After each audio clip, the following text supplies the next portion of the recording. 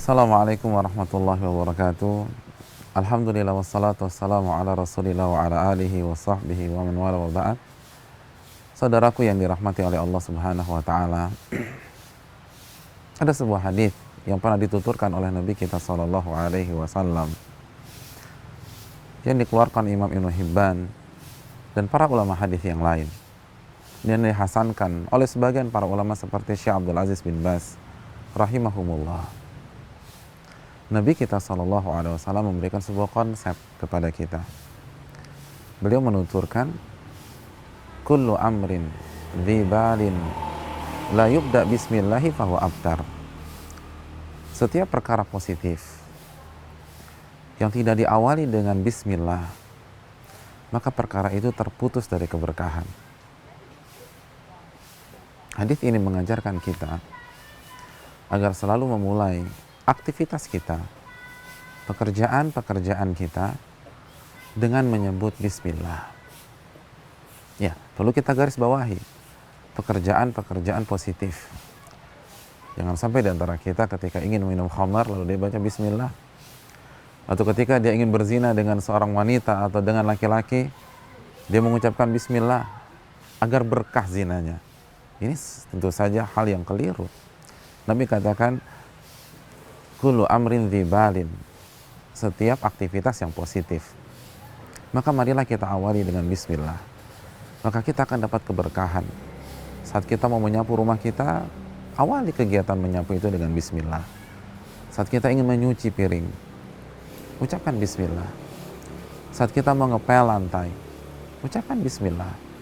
Saat kita mau cuci mobil, ucapkan bismillah. Ketika kita ingin melakukan aktivitas, ucapkanlah bismillah kepada Allah subhanahu wa ta'ala. Maka insya Allah kegiatan itu akan berkah. Apa itu berkah? Kata Imam Ibnul Qayyim, berkah itu adalah mendapatkan kebaikan yang banyak dengan usaha yang minim. Ya, ketika kita mengucapkan bismillah pada saat kita mengerjakan pekerjaan rumah kita, maka insya Allah di balik itu Allah berikan kebaikan demi kebaikan. Saat kita menyetir mobil dan mengucapkan bismillah, maka insya Allah perjalanan kita akan berujung pada kebaikan demi kebaikan. Pada saat kita berbicara dengan orang, berdiskusi, atau memulai rapat, lalu kita bicara bismillah, maka insya Allah rapat itu diberkahi oleh Allah subhanahu wa ta'ala. Dan kalau kita tidak baca itu, maka keberkahan itu akan pudar dan perlahan demi perlahan akan sirna dari kita. Saudaraku yang dirahmati oleh Allah subhanahu wa ta'ala, apa rahasianya? Ternyata rahasianya bahwa bismillah adalah simbol ketergantungan seorang hamba kepada Allah. Bismillah adalah salah satu simbol ketawakalan kita. Karena tahukah kita pada saat kita mengucapkan bismillah, maka kita baru saja meminta pertolongan kepada Allah. Karena ba yang dikasroh di awal kata bismillah itu artinya ba isti'anah, meminta pertolongan kepada Allah. Jadi makna ketika saya dan Anda mengucapkan bismillah adalah aku meminta pertolongan kepada Allah dengan menyebut namanya. Itulah makna yang dalam, bukan hanya sebatas dengan menyebut nama Allah, namun makna yang mendalamnya, aku meminta kepada Allah dengan menyebut namanya. Ya Allah.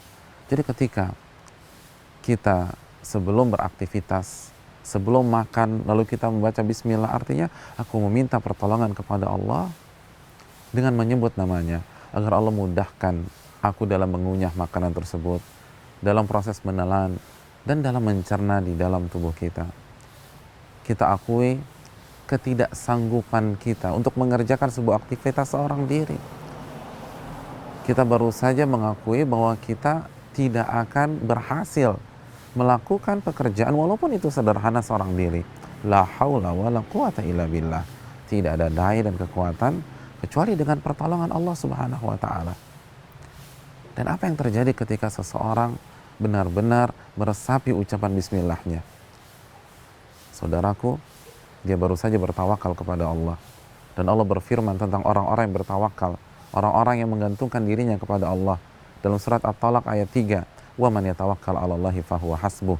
Barang siapa yang bertawakal kepada Allah, barang siapa yang bergantung kepada Allah, maka Allah akan selesaikan urusannya. Allah akan selesaikan masalahnya.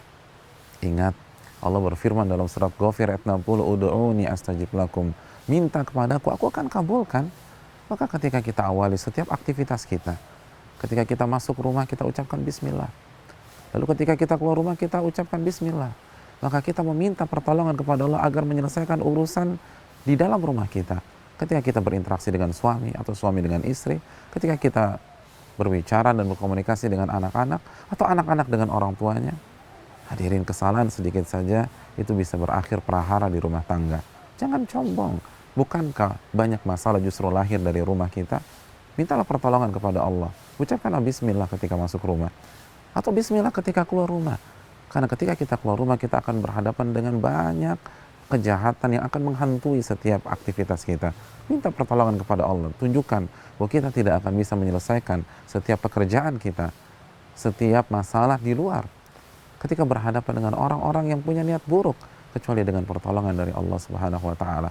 Orang yang ketergantungan akan selalu meminta dan meminta dan meminta.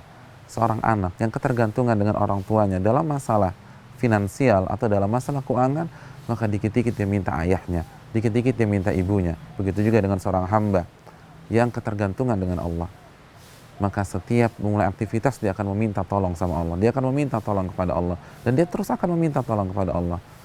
Dan itu terkumpul dalam sebuah untayan kalimat yang bernama bismillah. Mulai saat ini, awali setiap pekerjaan positif kita, walaupun hal-hal itu sepele dan kecil, dengan bismillah. Tunjukkan hal yang sepele pun, kalau kita mengandalkan diri kita tidak akan berhasil. Dan ingat, kalau kita terbiasa meminta pertolongan kepada Allah saat kita mengerjakan perkara-perkara sepele seperti membersihkan rumah, lalu nyapu, ngepel, cuci piring, atau menyetir mobil, atau mau jogging pada pagi hari, maka kita akan meminta kepada Allah pada masalah-masalah besar. Sesuatu hal yang besar itu diawali dari hal-hal kecil. Ini yang bisa disampaikan. Assalamualaikum warahmatullahi wabarakatuh.